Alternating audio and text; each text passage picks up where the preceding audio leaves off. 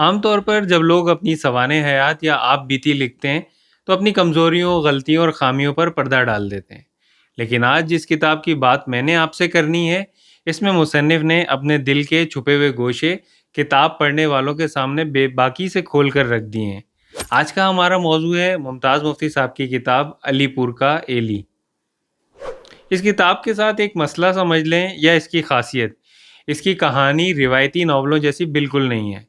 یہ کہانی ہے ایلی نامی ایک انتہائی حساس لڑکے کی، جس کا بچپن شدید نفسیاتی الجھنوں اور خوف کے سائے میں گزرتا ہے۔ ایلی کا باپ علی احمد ایک رنگین مزاج انسان ہے، جس کا رویہ اپنی بیوی یعنی ایلی کی ماں کے ساتھ اچھا نہیں ہے۔ اپنے باپ کی بد کرداری کی وجہ سے ایلی کے دل میں اپنے باپ کے لیے شدید نفرت پیدا ہو جاتی ہے اور وہ اپنی ماں کے قریب ہو جاتا ہے۔ بچپن کا یہی گھٹن زدہ ماحول ایلی کے لاشعور پر ایسے گہرے نقش چھوڑتا ہے کہ جو تاحیات اس کا پیچھا نہیں چھوڑتے۔ جیسے جیسے ایلی جوان ہوتا ہے، وہ اپنی ذات، سچائی اور سب سے بڑھ کر عورت کی تلاش میں نکلتا ہے۔ اور دوستوں، یہیں اس کہانی میں ایک بہت بڑا نفسیاتی موڑ آتا ہے۔ ایلی جس باپ سے ساری زندگی نفرت کرتا تھا، لاشعوری طور پر خود بھی اسی کے نقشے قدم پر چلنا شروع کر دیتا ہے۔ عورت کے مختلف روپ اس کی زندگی میں آتے ہیں، چاہے وہ اس کی ماں ہو، شہزاد ہو یا دیگر عورتیں جس سے ان کا واسطہ پڑتا ہے۔ یہ صرف کردار نہیں ہے، بلکہ ایلی کی نفسیاتی پختگی کے مختلف مراحل ہیں۔ ممتاز مفتی نے عورت کی نفسیات کو جس گہرائی سے سمجھا ہے، وہ اس کتاب کا سب سے بڑا خاصہ ہے۔ ایلی اپنے رشتے میں مخلص ہونا چاہتا ہے، لیکن اس کا اپنا لاشعور اور ماضی کا خوف اسے کہیں ٹکنے نہیں دیتا۔ واضح کر دینا چاہتا ہوں کہ یہ کتاب ہر کسی کو پسند نہیں آئے گی۔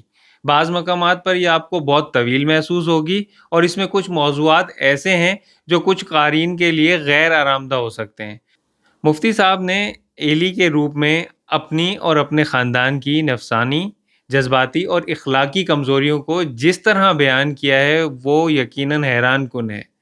کہانی کا آخری حصہ تقسیم ہند کے ہنگاموں اور ایلی کی ذہنی پختگی کے گرد گھومتا ہے۔ یہ اب صرف ایک عام لڑکے کی کہانی نہیں رہتی، بلکہ ایک ایسے انسان کی داستان بن جاتی ہے جو کتابوں، محبتوں، ٹھوکروں اور پچھتاووں کی بھٹی سے گزر کر بالآخر خود کو پہچاننے کی کوشش کرتا ہے۔ ممتاز مفتی نے ایلی کے اس سفر کو اتنی سچائی سے لکھا ہے کہ کتاب کے آخر تک پہنچتے پہنچتے پڑھنے والا ایلی کی تمام خامیوں کے باوجود اس سے نفرت کرنے کے بجائے اس کے لیے اپنے دل میں ایک گہری ہمدردی محسوس کرنے لگتا ہے۔ اگر آپ اسے پڑھنے کا ارادہ رکھتے ہیں تو میرا ایک مشورہ یاد رکھیے گا۔ آپ نے اسے جلد از جلد پڑھنے کی کوشش کرنی ہے۔ اسے لمبے وقفوں میں نہیں پڑھنا، ورنہ تسلسل ٹوٹنے سے آپ کے لیے اس کتاب کو مکمل کرنا مشکل ہو جائے گا۔ اگر آپ نے علی پور کا ایلی پڑھی ہے تو کمنٹس میں بتائیں کہ آپ کو اس کا کون سا پہلو سب سے زیادہ متاثر کن لگا۔